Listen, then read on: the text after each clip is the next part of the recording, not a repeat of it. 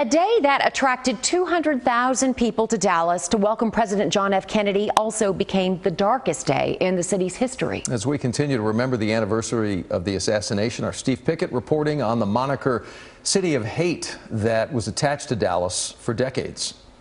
Something huge headline like this, you said, oh my God, it's true. I'm not dreaming, it's true. Quinn Matthews can take you back to every moment as if they happened yesterday.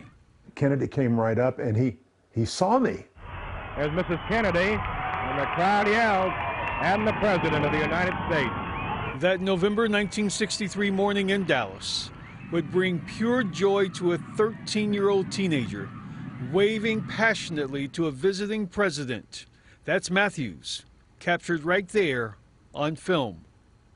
I wanted him to know he was welcome here. I knew there were people who didn't welcome him to Dallas. A half-century after the killing of John Kennedy, Quinn Matthews chronicled the worldwide criticism, the postcards, the letters, the prosecuting of a city labeled as co-conspirator in a president's death, the city of Dallas. His film is called City of Hate. I was aware that there was a lot of antipathy to Kennedy.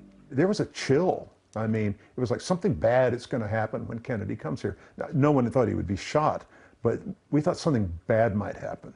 Dallas was the city of the most concern. Stephen Fagan is chief curator for the 6th Floor Museum, Dallas's showcase of remembrance of the city's darkest day of the 20th century.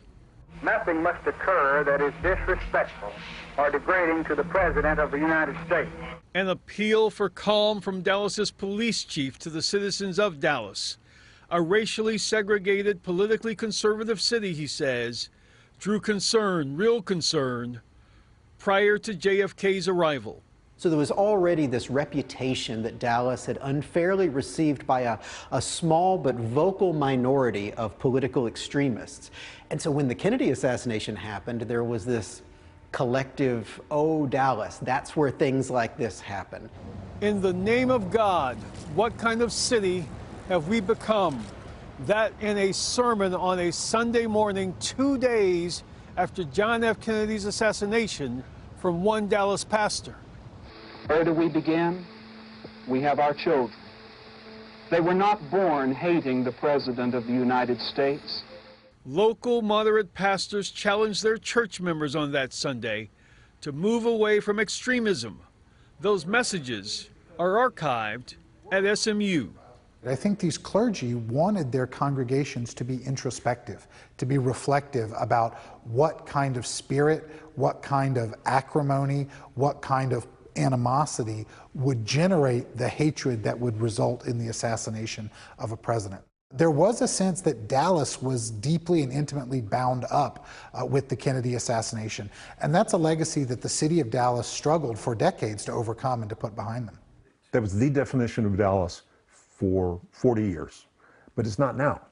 The killing of a president left this city wounded for years. Even today, Dealey Plaza attracts tourists.